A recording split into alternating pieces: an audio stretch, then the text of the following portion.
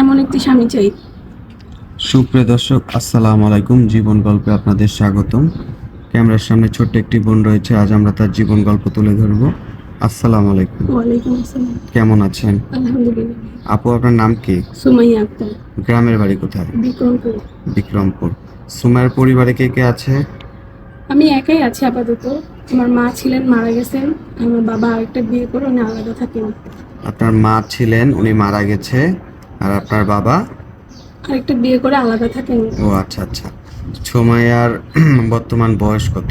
23 বছর। 23 বছর। গ্রামের বাড়ি কোথায়? বিক্রমপুর। বিক্রমপুর। পড়াশোনা কতটুকু?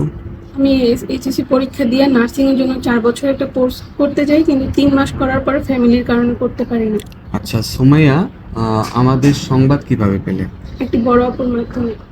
আচ্ছা, মূলত ক্যামেরার সামনে আসার কারণ? একটি ভালো জামাই চাই। একটি ভালো জামাই চান, তাই তো? জি ভাই। ওকে। সুমাইয়ার ভালো জামাই দরকার। আহ, চেহারা কেমন লাগবে বা উঁচা লম্বা কেমন হতে হবে, একটু যদি ভেঙে বলতেন। কালো হোক, বয়স্ক হোক, সে হোক 4টা বিয়ে করেছে।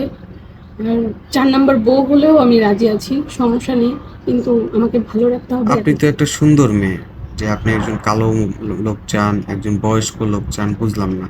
হ্যাঁ, অনেকেই বিয়ে শাদীর কথা বলে, কিন্তু ফ্যামিলির কথা শুনে পিছিয়ে যায়, যে ফ্যামিলিতে মা বাবা নেই, কেমন হতে পারে। আসলে মা মরে গেছে, এটা তো আর আমার ইচ্ছা না, আল্লাহর ইচ্ছা। কিন্তু ফ্যামিলি ছাড়া কি আমি বিয়ে করতে পারবো না? আপনার সাথে যোগাযোগ করবে কিভাবে? আপনাদের মাধ্যমে। সুপ্রিয় দর্শক, এই বোনটির জীবন গল্প শুনলেন। ইনশাল্লাহ আমাদের মাধ্যমে যোগাযোগ করতে পারবেন। ওকে বোন, ভালো থাকবেন, সুস্থ থাকবেন। আসসালামু আলাইকুম।